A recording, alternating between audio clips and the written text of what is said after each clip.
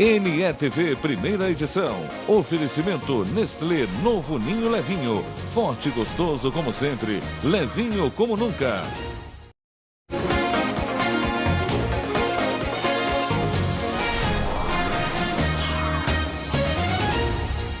Olá, boa tarde.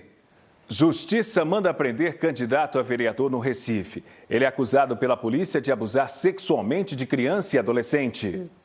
A polícia tentou prender o homem ontem à noite. Ele estaria fazendo campanha. Hoje cedo foi trazido para a delegacia. Esse é um dos assuntos de hoje. Veja também, policial reage à abordagem de bandidos no bairro do Recife. Um assaltante morre e outro fica ferido.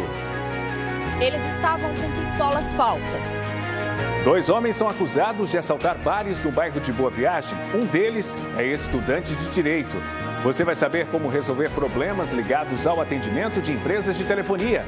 Na Semana da Pessoa com Deficiência, campanhas chamam a atenção para valorizar o trabalho dos profissionais. Rosângela passa o dia atendendo pessoas, quer ser vista como que é, uma profissional. Dica de diversão e aprendizado. Quem embarca nessa nave gigante conhece todos os planetas. Outra opção é uma exposição de flores em Aldeia Camaragibe. Os nutrientes de um dos alimentos preferidos do pernambucano. A macaxeira é tradicional, barata e é o ingrediente principal dessa torta aqui que você vai aprender a fazer hoje no NETV.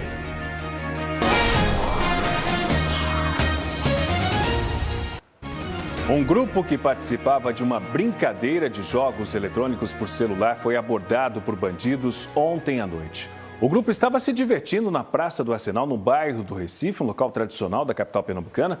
Um policial militar que também participava da brincadeira reagiu. Um bandido morreu, o outro ficou ferido.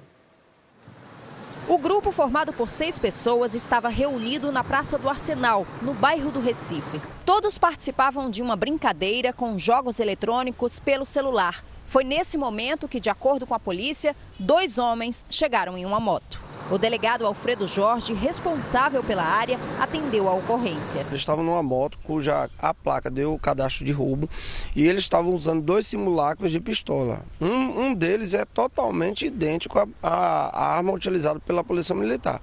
Quando ele se aproximava do grupo e anunciava o assalto, existia um policial militar no grupo e reagiu ao assalto e conseguiu alvejar com disparos de arma de fogo os 2 assaltantes. Um dos bandidos, um adolescente de 15 anos, morreu. O outro, Isaías dos Santos da Silva, de 21 anos, ficou ferido. Ele já tinha passagem pela polícia e estava com 4 pedras de crack no bolso. O delegado também informou que o policial que atirou nos bandidos agiu em legítima defesa.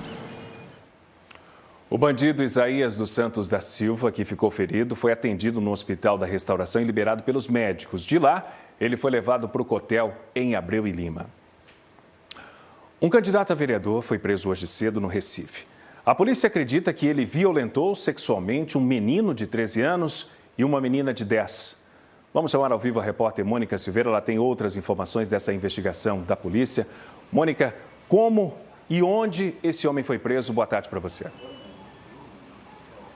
Oi, boa tarde, Márcio. Boa tarde para todo mundo que está em casa também. Ele foi preso hoje de manhã, bem cedinho. Ontem até os policiais tentaram prendê-lo, mas ele estaria em campanha pelas comunidades e não foi encontrado. Só que os policiais já amanheceram lá na porta da casa da mãe dele, que fica no bairro de Caixa d'Água. Na verdade, ele morava em Bibiribe, mas ele estava meio fora da comunidade porque estava sendo ameaçado. Então, ele foi encontrado no bairro de Caixa d'Água, a casa da mãe dele. Veja a reportagem. Jamerson chegou à delegacia de proteção à criança e ao adolescente no bairro da Madalena bem cedo. Não falou com a imprensa, nem ele, nem os advogados.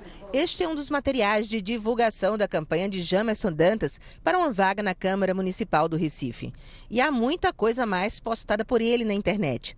E que o nome de Deus possa ser tocado nos seus corações, como Deus fez no meu. Jamerson Dantas é técnico em enfermagem. Casado, tem 35 anos e, de acordo com a polícia, trabalha no gabinete de um vereador do Recife. Ele começou a ser investigado há 2 meses, quando a mãe de um adolescente de 13 anos procurou a delegacia para denunciá-lo. Logo depois, outra mãe, só que de uma menina, estuprada há 2 anos, quando tinha 10, também procurou os policiais. Os delegados concluíram que Jamerson tinha muita aproximação com as famílias das 2 vítimas. Era amigo do pai do adolescente há mais de 20 anos. Ele tem um perfil que é próprio do pedófilo, que é de colocar-se uma pessoa acima de qualquer suspeita. Técnico de enfermagem, casado, trabalhava na época em uma UPA, hoje candidato a vereador. Então, é uma pessoa que ajudava as pessoas na comunidade. No caso da mãe, da avó dessa menina, ele prestava cuidados de enfermagem a essa pessoa. Então, na comunidade, todos ficaram surpresos com esse fato. Nos últimos dias surgiu uma nova suspeita de que Jamerson teria abusado sexualmente também do primo da menina. As vítimas ficavam em silêncio porque eram ameaçadas por ele. Mas os exames do Instituto de Medicina Legal comprovam a violência. É bem possível que durante esse período outras pessoas tenham sido vítimas do Jamerson.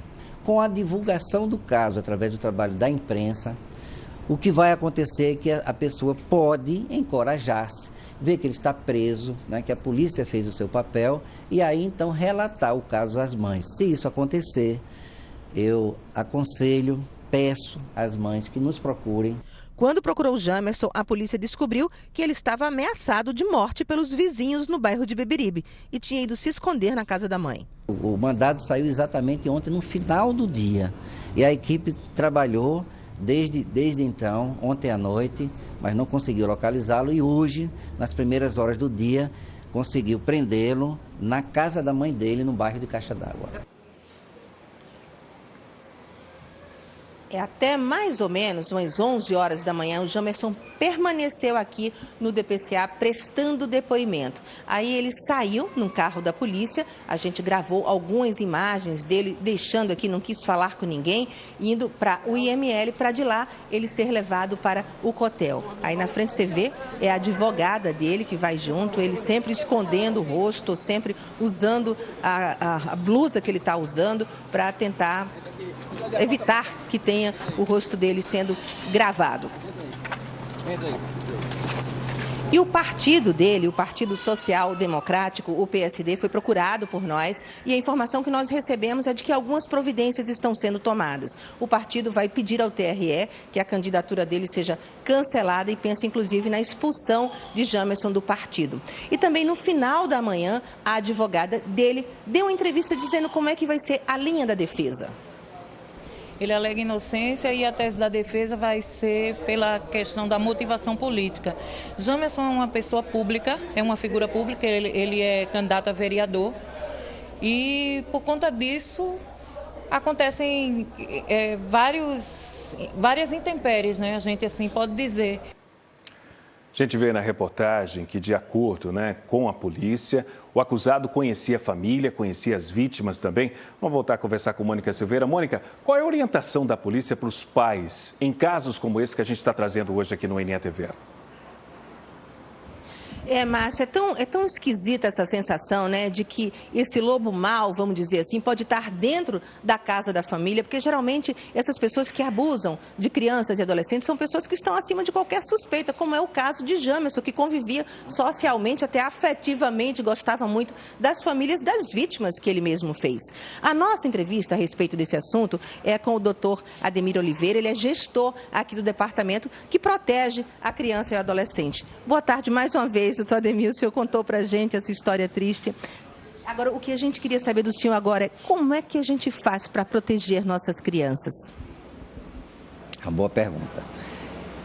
E é difícil, né? É difícil porque o perfil do abusador sexual é exatamente esse. Eu costumo chamá-lo de lobo em pele de cordeiro. É aquela pessoa acima de qualquer suspeita, é aquela pessoa prestativa, que gosta e brinca com as crianças, é aquela pessoa que ganha a confiança dos pais, como nos casos aqui demonstrados. Na verdade, ele tem um objetivo e no momento que ele acha oportuno, planejado, ele concretiza esse objetivo, diferentemente de um caso bastante também divulgado pela imprensa, que ocorreu há cerca de uma semana, de uma moça que foi, uma estudante de medicina, que foi também vítima de estupro, mas num contexto totalmente diferente. Então, né? Eu queria comentar esse caso com o senhor, porque as pessoas ficaram muito assustadas também, né? Ao ver que a estudante estava parando na frente da casa do pai, no bairro de Parnamirim, de repente o homem foi e entrou no carro e levou e foi embora e estuprou essa pessoa, pelo menos foi essa denúncia que foi feita. Qual a diferença da conduta de um homem que faz uma coisa dessa com um adulto e de uma pessoa que abusa sexualmente de uma criança ou de um adolescente? Em comum, tem o fato de ser inesperado. Aquela conduta violenta ser inesperado. Mas em uma se recomenda os cuidados gerais, os cuidados que você tem para não ser assaltada, para não ser vítima de um crime de assalto, de furto, como inicialmente foi o caso dessa estudante de medicina. A intenção dele era assaltar, mas aí colocou ela dentro do carro e praticou a violência sexual também. Nesse caso, não há uma previsibilidade, né? A pessoa, o agressor, não tinha essa intenção assim, já deliberada. No caso, como os vistos aqui agora, e que são corriqueiros aqui no DPCA, infelizmente, há uma intenção deliberada do abusador sexual ou do pedófilo, se assim quiser chamar, no sentido de conquistar a confiança da vítima, da família e via praticar aquele ato para satisfazer a sua libido. O que se recomenda, é difícil, a gente não quer ser alarmista, né?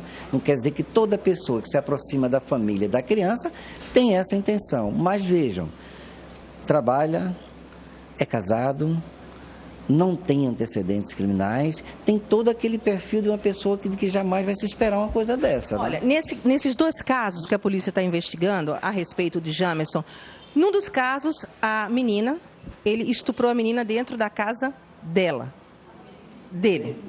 Ele levou a menina para a casa dele porque ele tinha confiança da família. E no caso do menino, do adolescente de 17 anos, ele 13 anos, foi dentro da casa do próprio rapaz. Então, ele usou algum artifício para atrair essa pessoa? Nem precisava. Ou o quê? Ele usa doce? Ele acena com alguma coisa, com dinheiro, com algum tipo de ajuda? É um artifício, é um ardil que consiste em ganhar confiança. Repetindo, ganhar confiança. Então, na hora que ele tem a intenção de praticar violência sexual, tudo já está favorável a ele. Ele encontrou a menina na rua, nas imediações de casa. Então, vamos aqui em casa com ele. Então, a menina vai em confiança. O menino estava em casa, os pais não. Então, ele entrou, pediu para beber água e tal, e aí praticou a violência. Ele já preparou, vamos dizer assim, o terreno para aquela ação criminosa. Ele já tinha essa intenção preconcebida e esperou só o momento certo. Já de posse da confiança da criança, pôde praticar o ato sem que tivesse a presença de outras pessoas e, mediante a ameaça, garantiu o sigilo daquela criança até um determinado momento em que a mãe percebeu diferenças comportamentais que acontecem na vida da criança e houve a revelação. Ok, doutor Ademir, e a gente sabe que é fundamental, né, essa percepção da família sobre como a criança ou adolescente mudou de atitude, já que ele não vai conseguir falar porque ele está sob ameaça. Bom, a gente vai agradecer a sua entrevista e agora a gente vai voltar ao estúdio. Importante que os pais fiquem atentos, observem, tentem o diálogo, conversando com os filhos, tentar o diálogo de toda forma e observar se tem alguma coisa errada. Vamos falar agora de direito do consumidor aqui no NETV, porque se você tentou cancelar um plano de telefone, recebeu cobranças indevidas na conta ou foi incluído em planos não solicitados, pode procurar a Anatel e também o Procon para ajudar a resolver esses problemas. De janeiro a agosto deste ano, a gente tem alguns números. O Procon estadual registrou 1.276 reclamações de clientes contra empresas de telefone. A gente vai chamar, a gente já está aqui com o repórter Ronan Tardinho, ele está no bairro de Santo Amaro, e ele vai conversar com a gerente jurídica do Procon de Pernambuco para trazer essas orientações, porque às vezes até para ligar para a empresa de telefone para reclamar, tem que esperar 10, 15, 20 minutos, até uma hora, né, Ronan? Boa tarde para você. Para você também, Márcio, para todo mundo que está ligado aqui no NETV Primeira Edição, só de pensar em ter problema com uma operadora de telefonia celular e ligar para essa empresa para resolver já dá dor de cabeça, não é fácil não. Gerente jurídica do Procon está aqui com a gente, Daniela Sela. Muita reclamação, né? Exato, boa tarde. A gente tem um grande número de consumidores que reclamam, né, por diversos problemas relativos às empresas de telefonia. São campeãs? Exatamente. Campeãs do lado negativo, né, de reclamação. Exato, a gente tem um ranking lá que são de empresas mais reclamadas no órgão e dentre as 10 empresas mais reclamadas, inclusive não só no ramo telefonia, as empresas, ou seja, as principais empresas de telefonia encontram-se nesse ranking. Eita, meu Deus, tem uma senhora aqui no telefone celular, tudo bem? Tudo Qual bem. é o seu nome? Jaciara. Tá fazendo ligação ou ouvindo música aí só? Ouvindo música, Uma música, né? Mas quando precisa fazer uma ligação, já teve bronca ou não? Muita, isso, prefiro ouvir música. O que aconteceu com você? Não, sempre dá fora da área de serviço, sempre quando a gente liga para um número, dá que ele está desligado e ele não, na realidade, não está. Então, Conta, já teve problema, gastar muito crédito ou de repente a sua conta vira mais? não, sempre vem coisas pacotes que eu não quis, que eu não concordei. E vem esses pacotes e quando eu vejo o crédito, eu vou embora e... Pra reclamar, consegue resolver na hora? Ah, eu reclamo bastante, principalmente na operadora. Consegue resolver? Nem sempre. Nem sempre consegue resolver, Daniele. E nesse caso, faz o quê?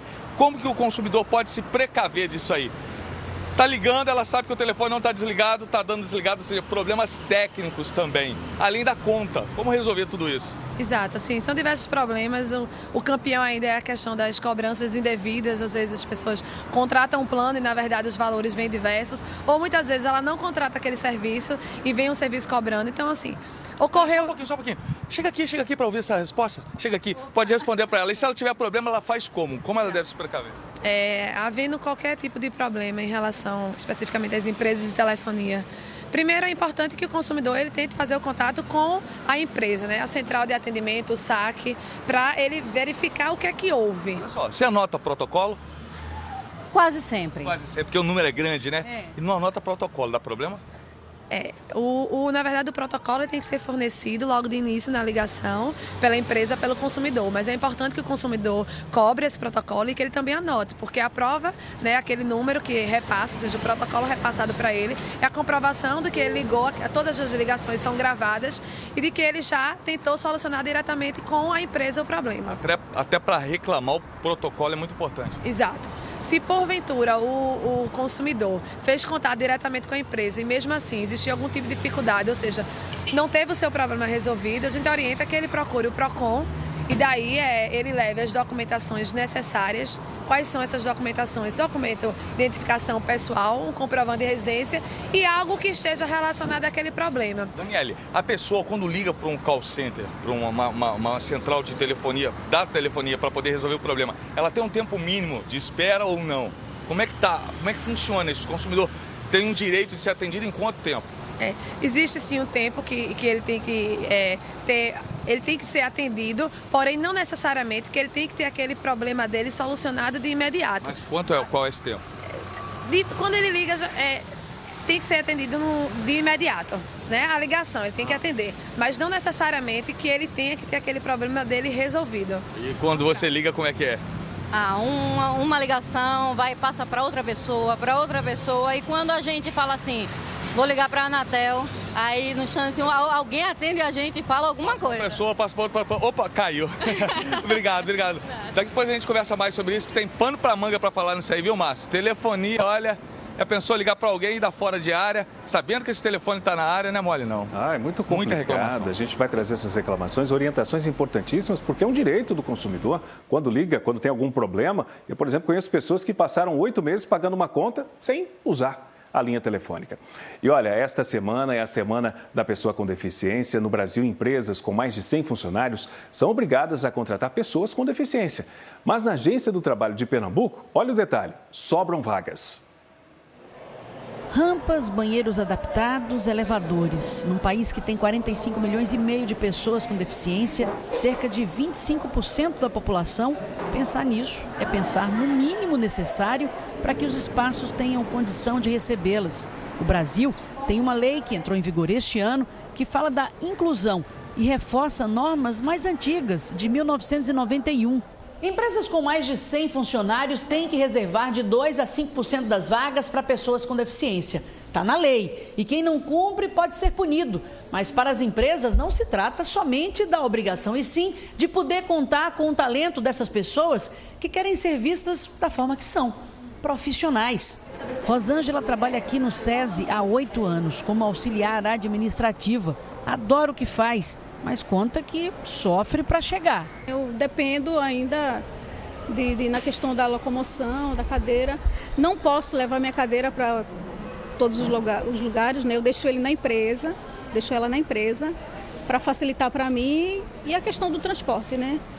Infelizmente eu não posso contar com os ônibus, é muito complicado para mim.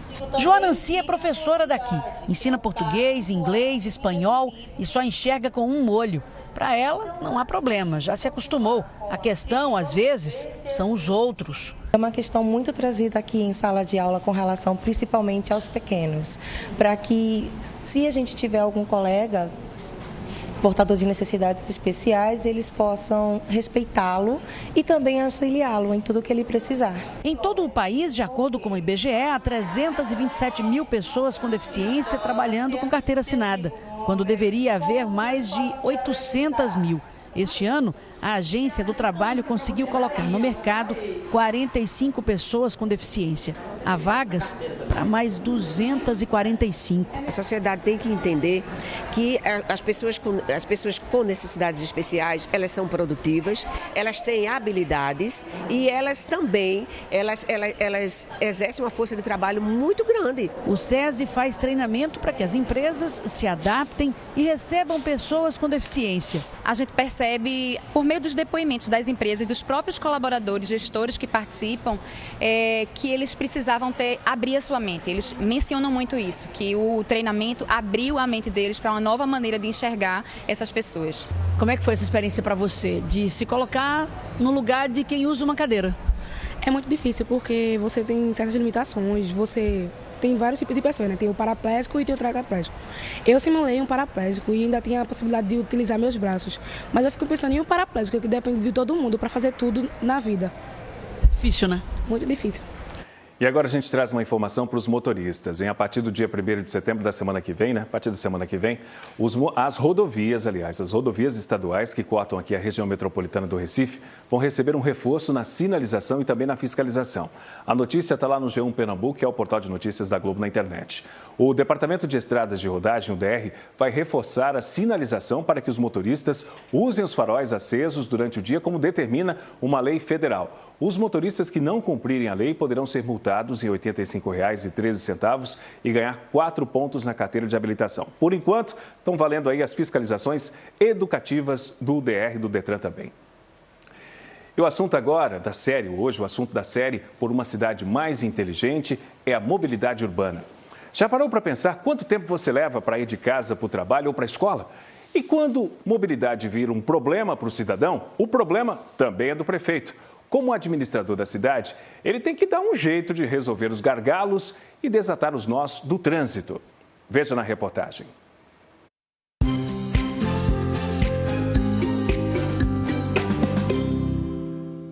Andar numa cidade que não anda virou desafio. E não é só desafogar as ruas. É também deixar para trás o desconforto, as longas filas, a viagem truculenta, arriscada e a sensação de que nada está mudando. Para quem vai de carro, ônibus, van, de bicicleta e até mesmo a pé, e encontrar um caminho livre assim, sem nenhum obstáculo, sem nenhum congestionamento, parece um sonho diário. Mas a verdade é que nos últimos anos aumentou muito o número de carros nas ruas. A eles se juntam ônibus, motos e caminhões. Em muitas cidades brasileiras está cada vez mais difícil descobrir o momento em que o trânsito vai aliviar. Tudo porque o pico, o caos, o congestionamento não tem mais hora para acontecer, não tem limite.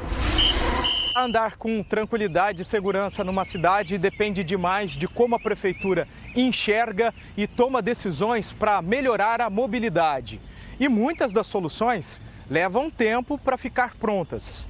Uma caminhada que pode ser longa e começa com planejamento. Esse planejamento é fundamental para que eu possa definir passo a passo como investir, aonde investir, qual o modo de transporte estará mais apropriado para os meus recursos daquele momento e para os recursos que eu vou alavancar para um futuro.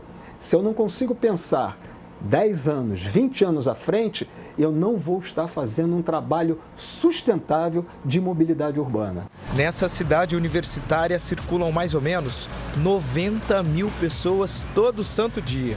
A previsão é que esse ano chegue a 109 mil pessoas. Grande parte percorre longas distâncias entre prédios, casas, salas de aula. E para pensar e financiar maneiras melhores para tanta gente ir e vir, existe há mais de 2 anos o Fundo Verde. No Fundo Verde, nós entramos com o quê? Com pequenos projetos demonstrativos para testar possíveis soluções para as cidades. Então, a gente testa aqui no ambiente micro, né, da cidade universitária, para poder mostrar a cidade com soluções que são viáveis e algumas até de baixo custo de rápida implementação. O primeiro passo que nós fizemos foi encomendar um diagnóstico para saber de onde essas pessoas vêm, para onde elas vão, qual o principal modo de transporte utilizado. A pesquisa trouxe uma mala cheia de insatisfação, mas em compensação também de possíveis soluções. Redução do tempo de viagem, informação de qualidade, transporte de baixo carbono, menos poluente, aumento na segurança, mais acesso, alternativas de transporte e estímulo ao uso das bikes e caminhada. Com tudo isso nas mãos, o Fundo Verde entregou o estudo para a Prefeitura Universitária e juntou todas as soluções num projeto só, um projeto experimental de intermodalidade. Basicamente, um sistema com vários meios de transporte conectados. O que é preciso se fazer para mudar, desestimular o uso do transporte individual na cidade universitária? Uma linha foi a gente ampliar a participação, né? A gente quer ampliar a participação das bicicletas, a gente está avaliando ainda a questão de implantar bicicletas compartilhadas.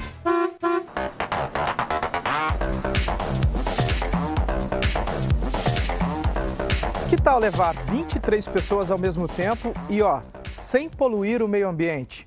Pois é, essa é uma ideia bem interessante e de responsabilidade desses carrinhos aqui, que na verdade são carrões. Elas são as jardineiras e fazem parte de mais um projeto de mobilidade para melhorar o vai e vem das pessoas aqui na universidade.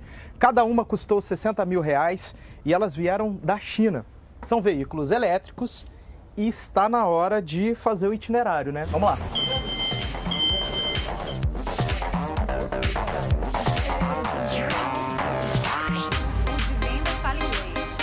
A jardineira, carinhosamente apelidada de Joaninha, circula nos horários de pico, de manhã, na hora do almoço e no fim do dia. Primeira vez que eu tô pegando. Ah, é? É. Você já viu essa Joaninha circulando por aqui? Eu sempre vejo. Sempre quis pegar. Hoje é a primeira vez que eu pego. E dá pra dar a primeira impressão, o que você tá achando então de andar aqui? É bom que é fresco, tá batendo ventinho, por mais que esteja nublado, tá calor. O ônibus não vem cheio não, mas ele passa só de 20 em 20 minutos, então ter o carrinho facilita porque ele passa com mais frequência. Uma intermodalidade, ou seja, um sistema integrado de transporte para uma pessoa que sai de casa e vai ao trabalho, vai à escola, é bom. Não necessariamente é possível fazer para todos os destinos, mas que ele tenha, por exemplo, ao sair de casa, mais de uma alternativa de transporte. Ou seja, ele pode pegar o metrô, ele pode pegar um ônibus. Ele pode pegar o metrô, ele pode ir de bicicleta até um determinado ponto e fazer a integração com o metrô ou com o trem. Então, dentro do conceito de integração e de intermodalidade, se eu tenho mais de uma opção de transporte, eu estou satisfeito. Não é preciso lembrar o tamanho do problema que é andar numa cidade que não anda. Mas, somar as opiniões da população que usa ruas e avenidas com o planejamento de diferentes modalidades de transporte, vai resultar em menos tempo parado no trânsito e mais tempo para ir, vir e viver na cidade. O prefeito quer resolver o problema de mobilidade, ele tem que ouvir, ele tem que estar bem assessorado de técnico, ele tem que ter vontade e ele tem que partir para a implementação. Testar, implementar e avaliar. Para tudo que seja feito, tudo que for implementado, tudo que for colocado nessa cidade, seja avaliado periodicamente para ir sempre melhorando. Não existe investimento em transporte que esteja pronto no momento da sua implementação. Ele é um processo de aperfeiçoamento contínuo e que vai se adequando a modificações tanto de demanda quanto de distribuição espacial, enfim, da dinâmica de uma cidade. Então, se liga aí. Por uma cidade mais inteligente, vote consciente. Confira agora a agenda dos candidatos à Prefeitura do Recife.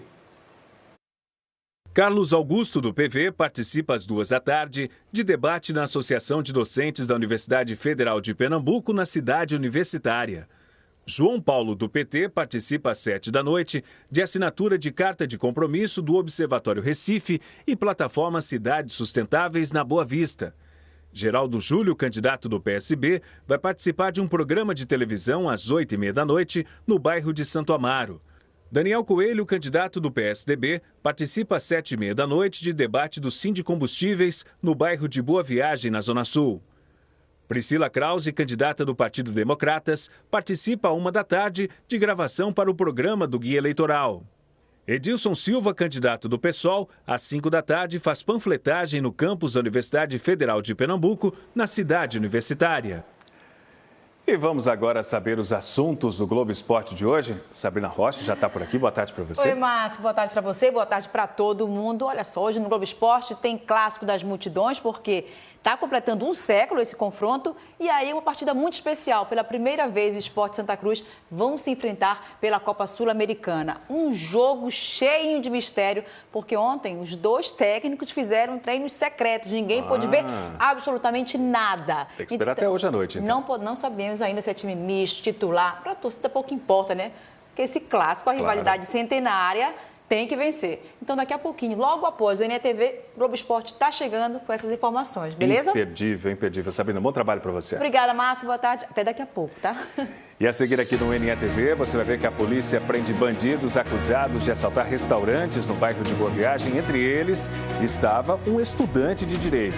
Você vai ver também a quem você deve reclamar quando ocorrem problemas com uma empresa de telefonia, quando esses problemas não são resolvidos. E ainda uma exposição de orquídeas em Camaragibe, na região metropolitana. 12h34, o NETV volta já, hein?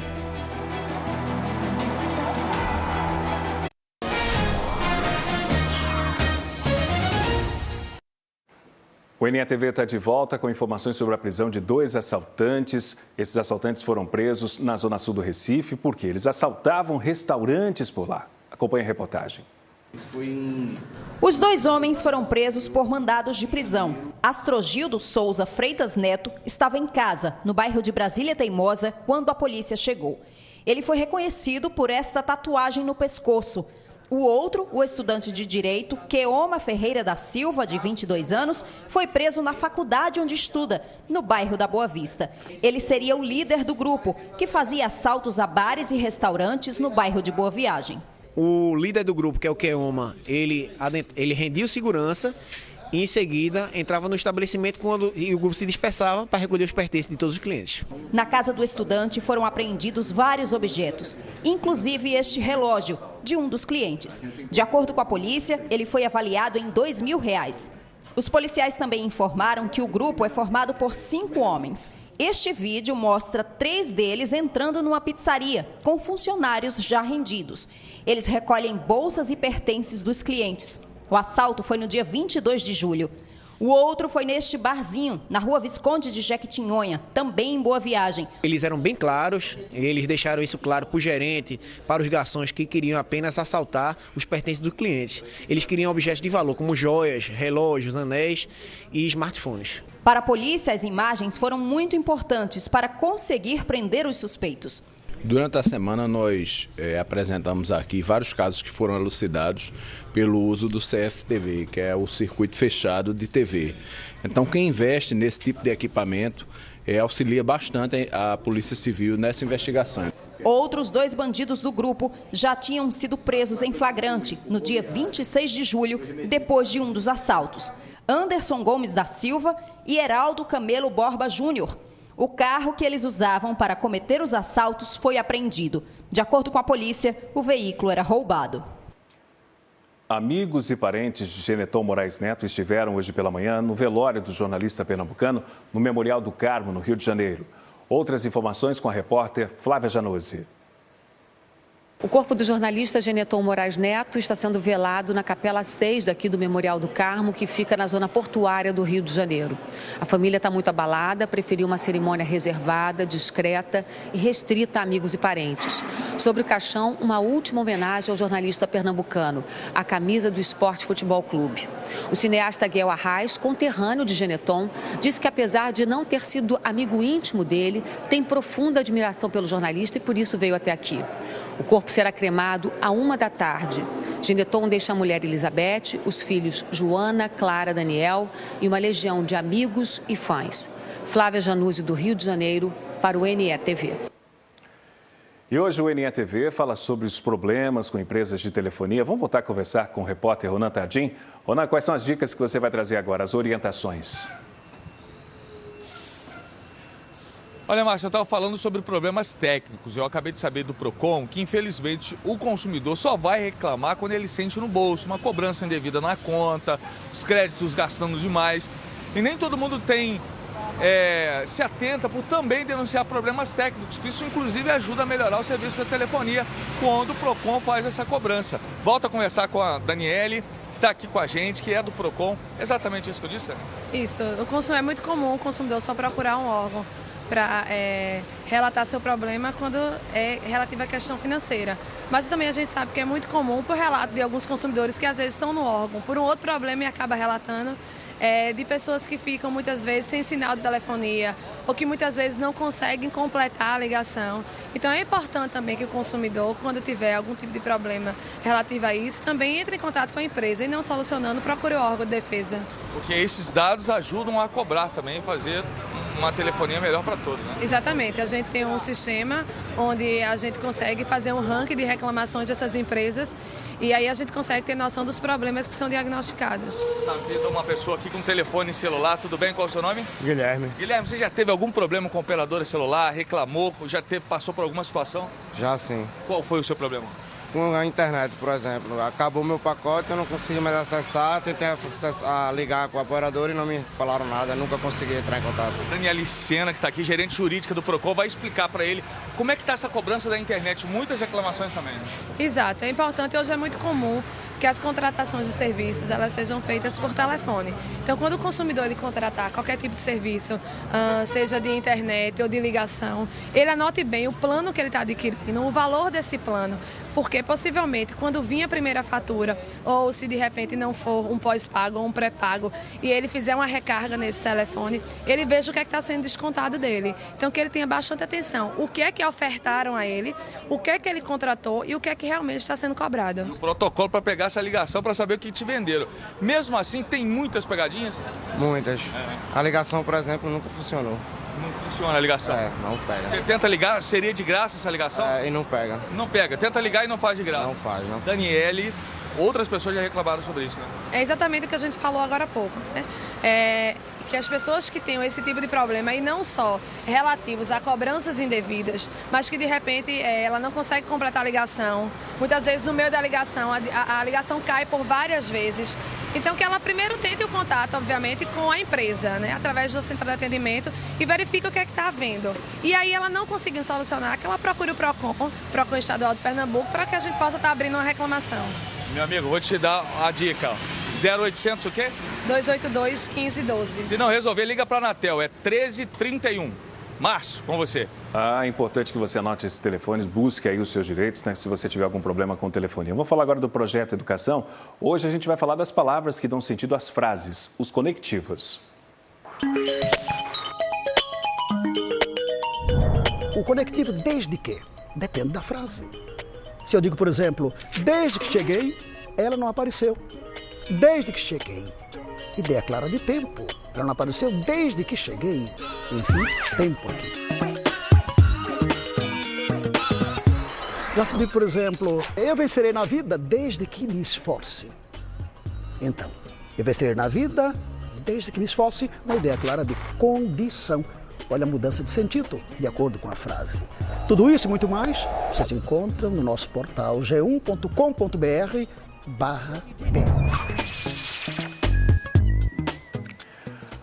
Vamos falar agora da macaxeira, que é um alimento indispensável na mesa do pernambucano. Ela vai bem cozida, frita em forma de purê e como ingrediente de várias receitas como escondidinhos, sopas e tortas. Nos supermercados e feiras, o preço dela tem variado entre R$ 1,00 e R$ 3,00 o quilo. Além de gostosa e com preço bom, a macaxeira também tem muitos nutrientes, como você vai acompanhar na reportagem. A macaxeira, papinha, boa. Quanto é? R$ 2,00 o quilo, R$ 2,00. Nas ruas, os vendedores fazem de tudo para vender macaxeira. Garantem a qualidade. Olha a macaxeira, primeira qualidade, top de linha. Chegou só a papinha.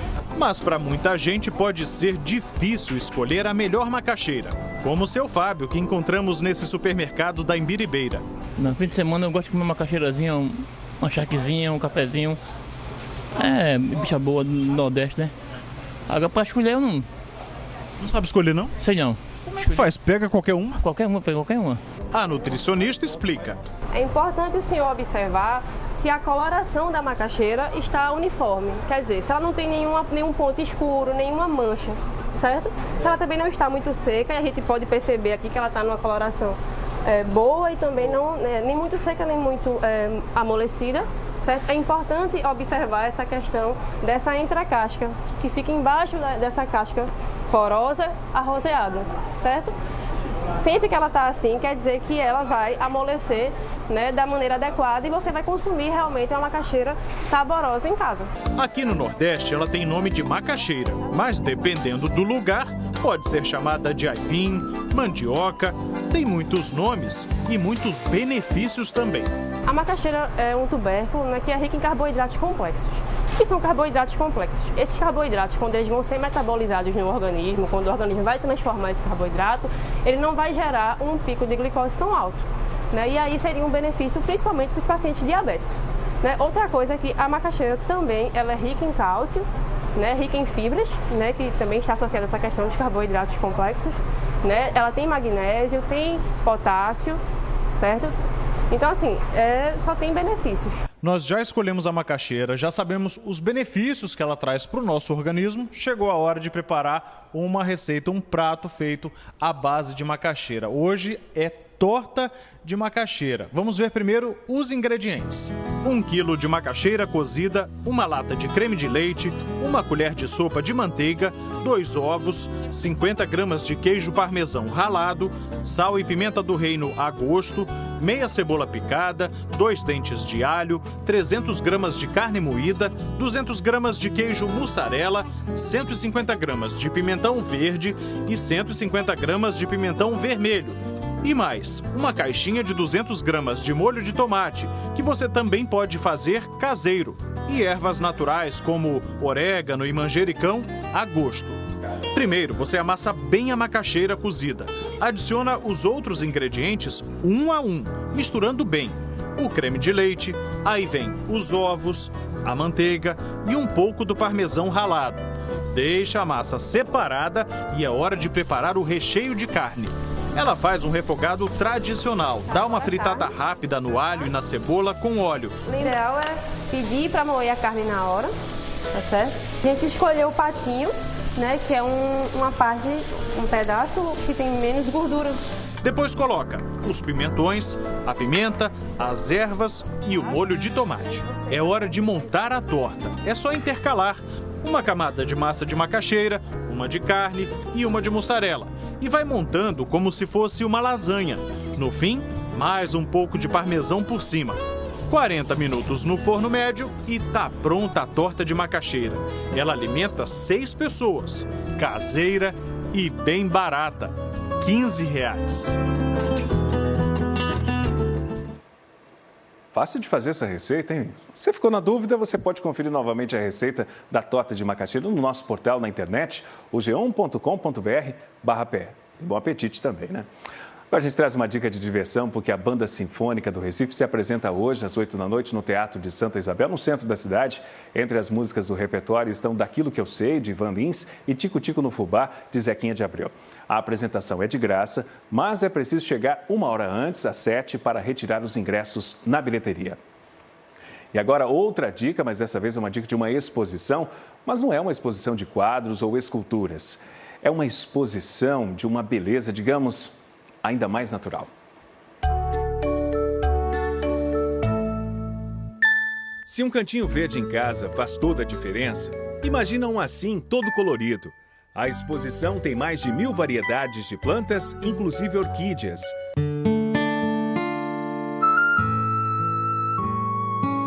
Para levar, é só escolher a que mais gosta e a que cabe no bolso também. Esta aqui é do tipo zygopétalo.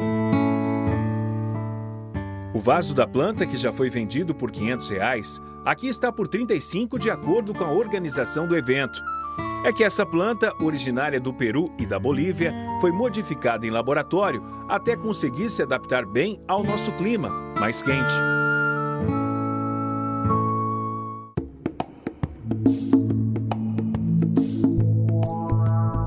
O Festival de Orquídeas acontece em Aldeia Camaragibe há 12 anos. Vai até o próximo dia 4 de setembro, um domingo. Não paga nada para visitar. Fica no quilômetro 6 da estrada de Aldeia e funciona das 8 da manhã às 6 da noite.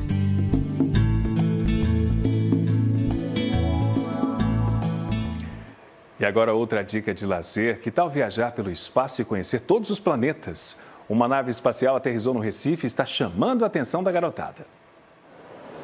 Uma bolha preta gigante no meio do shopping.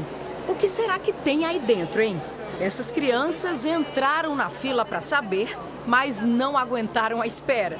Arrumaram uma brecha para espiar e viram até demais. Vi dois planetas.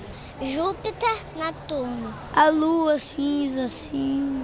Marcela deu a ideia de viajar pelos planetas. O mistério lá de fora também, a questão de estar num lugar escuro, uma sensação diferente da sala de aula, né? Márcia também prefere passeios educativos e para a filha ficar ainda mais interessada, ela fez surpresa. Ela nem não sonhava, né, que via para cá. Então, ela adorou a proposta. O que é que você pensou que seria esse passeio? Para aprender mais sobre os planetas. Você conhece algum? Conheço. Quais? Marte, Júpiter, Saturno e o planeta Terra, que é onde a gente está. Isso é um programa assim para a família inteira, né? E as crianças, principalmente para as crianças, para elas vivenciarem o que elas estão aprendendo na escola. Porém, não é só a Lua que tem cicatrizes de seu brutal nascimento. Dentro parece não dar tempo nem de piscar os olhos. Corre quase um terço do tamanho do satélite. A viagem dura 30 minutos e assim que a gente embarca, a impressão que dá é que a gente está realmente fazendo um passeio pelo espaço. Eu quero que um pouquinho menor. Eu vi os planetas morando ali, mas em cima eu não imaginava que ia ver. Não imaginava. A nave planetária está no Shopping Rio Mar até o dia 4 de setembro. O ingresso custa R$ 20 e R$ 10 a meia entrada. Crianças até 10 anos acompanhadas de um adulto não pagam. Assim a gente encerra o NTV, que volta amanhã ao meio-dia. Uma ótima tarde para você. Fique agora com o Globo Esporte, Sabrina Rocha.